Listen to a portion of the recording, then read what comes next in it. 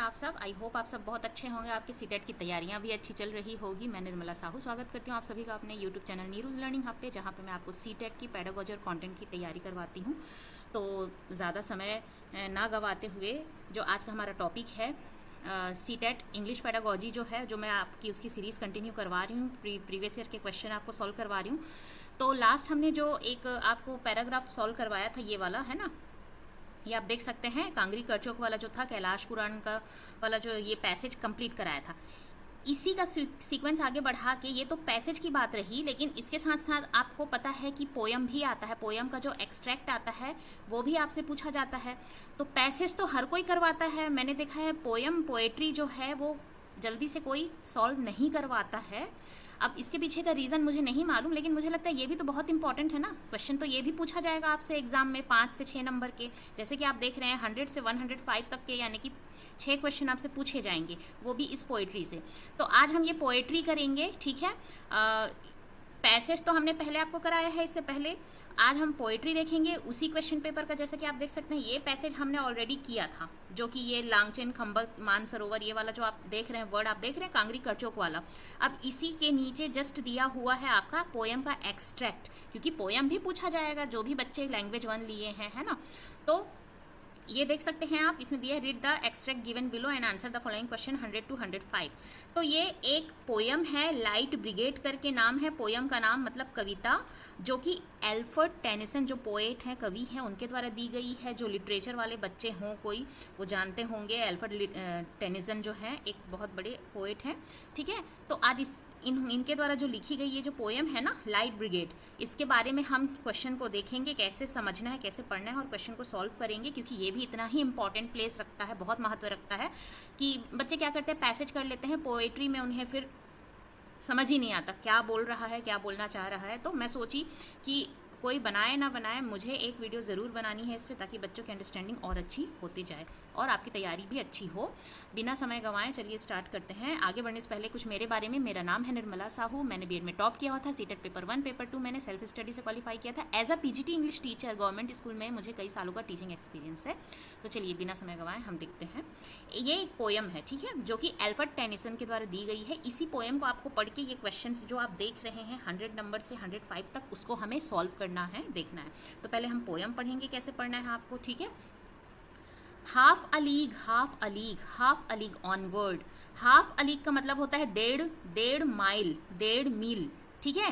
1.5 मील मतलब 1.5 मील। मील आप पता है, माइल जो जिसे हम कहते हैं हिंदी में मील कहते हैं। तो हाफ अ लीग का मतलब यहाँ पे पोयम में है 1.5 मील। तो बोल रहे हैं कि 1.5 मील चलते चलते चलते चलते चलते क्या हो रहा है, all in the valley of death, मौत की घाटी। चलते चलते कहाँ चले गए, मौत की घाटी में चले गए। रोड द 600, रोड यानी कि सवार हैं, कितने, 600, कौन, सैनिक। फॉरवर्ड द लाइट ब्रिगेड, और इनका जो ब्रिगेड है, मतलब जो कैप्टन है, वो लाइट फॉरवर्ड करते जा रहा है आगे, उनके पीछे ये उनको फॉलो करते हुए जा रहे हैं। मतलब इससे आपको यहाँ से समझ में आ गया होगा कि ये जो कविता है सैनिक के बारे में, सोल्जर के बारे में कही गई है, जो कि दुश्मन के टेरिटरी एरिया में, क्षेत्र में जा रहे हैं, ठीक है। और कितने सैनिक हैं, कितने सैनिक सवार हैं मौत के घाटी में, 600। मतलब वो मौत की घाटी कहने मतलब ये लोग जो जा रहे हैं ना सवार होके दुश्मन के टेरिटरी में, क्षेत्र में, तो 600 सोल्जर हैं। और उनको एक क्या कर रहा है, कमांड कर रहा है लाइट जलाकर, और चलते जा रहे हैं। Charges of the gun he said, और इन्होंने क्या कहा, आगे बढ़ते चलो बढ़ते चलो। और चार्जेस ऑफ द गन मतलब कि इन, इससे ये समझ में आ रहा है कि इनकी जो ये जो सोल्जर हैं, ये जो सैनिक हैं, इनकी जो गन है ना, बंदूकें हैं, वो जब्त की गई है। कहाँ, इनके जो दुश्मन हैं उनके क्षेत्र में, रीजन में, टेरिटरी में। तो क्या बोल रहे हैं, आगे बढ़ते चलो बढ़ते चलो, हमें क्या करना है, चार्ज ऑफ द गन मतलब हमें उस गन को जब्ती से छुड़ाना है। ही सेड, कौन, brigade. Into the valley of death road the 600। अब आपको पता है, क्योंकि कविता है, पोयम है, तो पोयम का रिदम और मीटर होता है। तो उस रिदम और मीटर के हिसाब से जो ये जो वर्ड होते हैं बार बार रिपीट होते हैं, इसी वजह से, ठीक है। अब रिदम और मीटर यहाँ पे हम समझाने को नहीं बैठ सकते, क्योंकि आपको पोयम एक्सट्रैक्ट समझना है, लिंग्विस्टिक या लिटरेचर का पूरा डिटेल नहीं पढ़ना, ठीक है। लेकिन इतना जानिए कि पोयम में रिदम होता है, मीटर होता है, ठीक है। अब क्या बोल रहा है, into the valley of death, कहाँ जा रहे हैं, मौत की घाटी, रोड द 600। अगेन यही वाला लाइन रिपीट किया है। कितने लोग सवार हैं, 600 लोग सवार हैं, ठीक है। Forward the light brigade, again ये वाला पोयम का लाइन इन्होंने रिदमिक फॉर्म पे यहाँ पे रिपीट किया है। Was there a man dismay, dismay का मतलब होता है डिस्करेज, हतोत्साह, ठीक है। हतोत्साही जो होते हैं यानी कि डिस्करेज्ड होते हैं, हतोत्साही, ठीक है।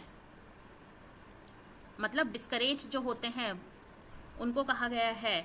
कोई ऐसा व्यक्ति है जो हतोत्साही है, नॉट द सोल्जर न्यू, है ना, वो जो सैनिक हैं नहीं जानते। समवन हैड ब्लंडर्ड, ब्लंडर यानी कि बहुत बड़ी गलती करना, बहुत बड़ा मिस्टेक करना, बिग मिस्टेक, इसको हम कहते हैं ब्लंडर, ठीक है।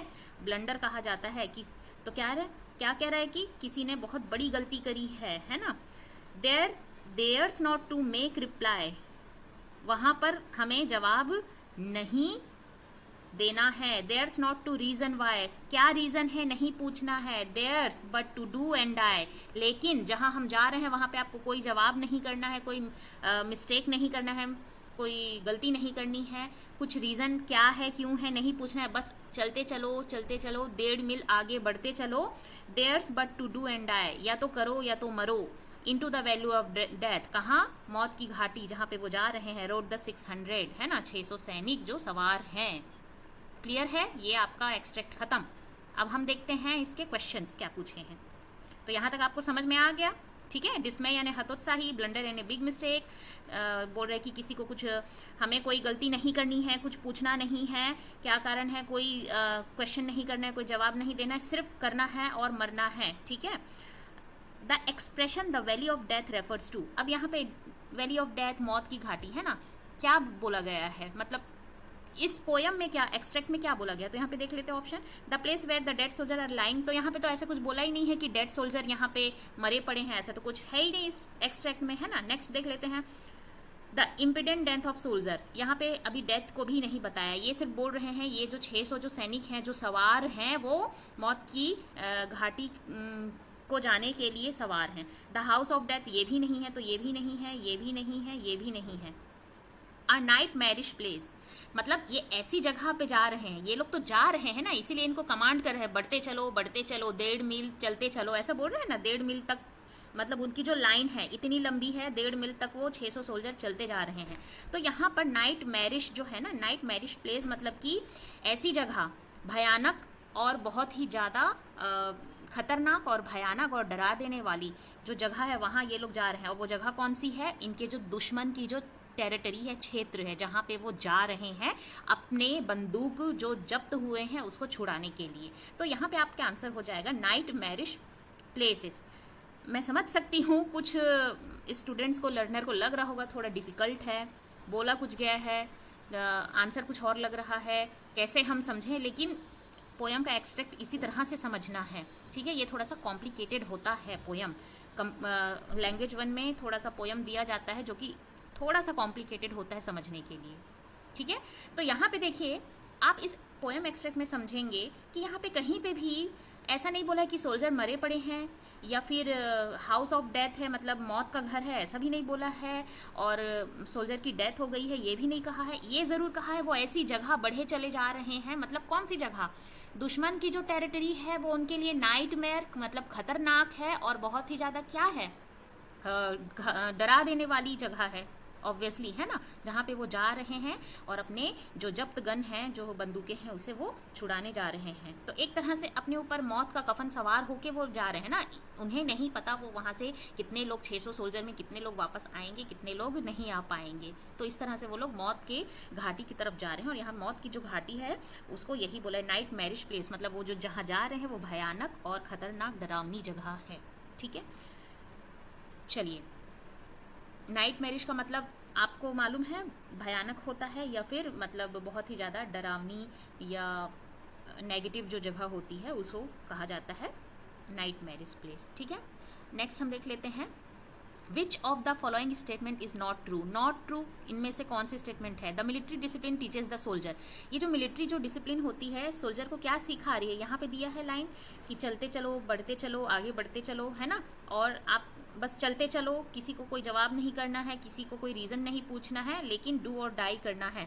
तो क्या सिखाती है? यहाँ पे बोल रहा है which of the following statement is not true. The military discipline teaches soldier. 3 ऐसी चीज़ है जो सिखाती है सोल्जर को डिसिप्लिन के लिए, और एक ऐसी चीज़ है जो नहीं। तो टू डू एंड डाई ये तो बोला गया है, तो ये आंसर होगा। यहाँ पे नॉट पूछा है, ठीक है, तो ये नहीं होगा हमारा। ओबे देयर कमांडर। यस, ओबे करना है, पूछना नहीं है रीज़न क्या है, कैसे है, ये इसका मतलब यही तो है कि ओबे करते जाना है, आपको इंटरप्ट नहीं करना है, पूछना नहीं है। To act tactfully in the battle field. हाँ, यहाँ पे भी यही चीज़ कहा है कि टेक्टफुली हमें लड़ना है, ठीक है, यहाँ पर बोला है ना, कोई मिस्टेक नहीं करना है। कहने का मतलब है हमें बिना किसी मिस्टेक किए अच्छे से चालाकी पूर्वक हमें बैटलफील्ड में लड़ना है। Not to ask any question. हाँ, सही बात है, ये बात जो है ये भी सही है, तो ये गलत हो जाएगा। यहाँ पे नॉट पूछा है तो not to ask any question सही होगा। क्वेश्चन नहीं करना है, not to ask any question, ठीक है। और बाकी ये तीनों तो बोला गया है। डिसिप्लिन जो होता है सोल्जर का वो क्या फॉलो करता है कि जो जैसे सोल्जर बोलते हैं उसका ऑर्डर को फॉलो करना है, या तो करो या तो मरो वाली बात है। बैटल फील्ड में क्या होता है? एक्ट टेक्टफुली यानी कि चालाकी पूर्वक, निर्भय पूर्वक लड़ना होता है, लेकिन वहाँ पे कोई क्वेश्चन नहीं करना है, ये बात बोली गई है। तो ये बात सही है कि नॉट ट्रू, ठीक है। Which of the following adjective does not apply the soldier. Soldier है वर्ड, उसका एडजेक्टिव यानी कि उसकी जो विशेषता जो बताता है सोल्जर की, इनमें से 3 है, एक नहीं है, नॉट।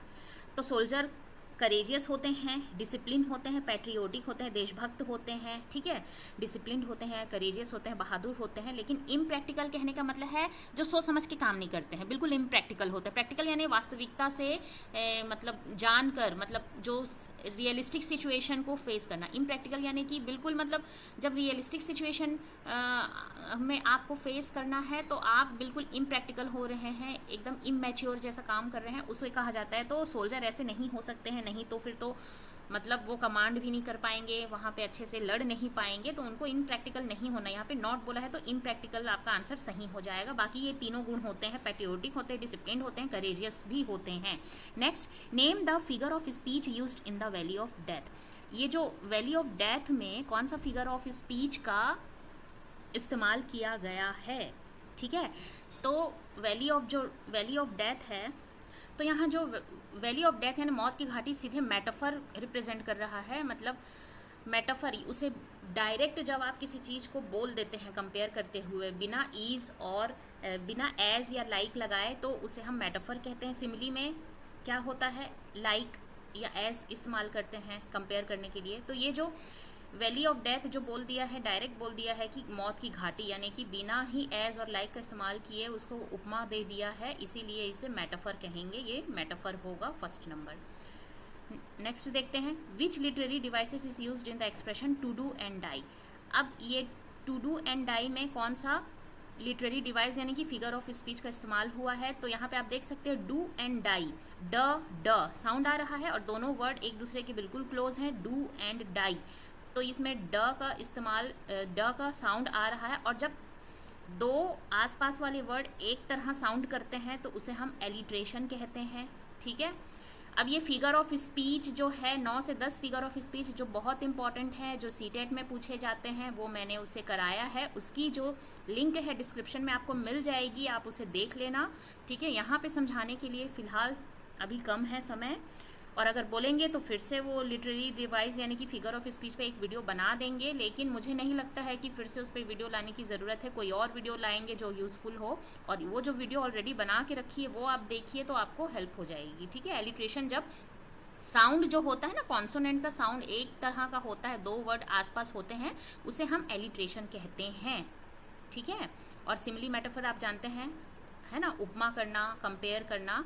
और एज और लाइक का यूज़ करते हुए, वर्ड यूज़ करते हुए उपमा करते हैं, कंपेयर करते हैं, सिमिली होता है। और बिना एज लाइक के हम कंपेयर करते हैं तो वो मेटाफर होता है। जैसे कि ये है, बिल्कुल मौत की घाटी ही बता दिया गया है, तो मेटाफर है।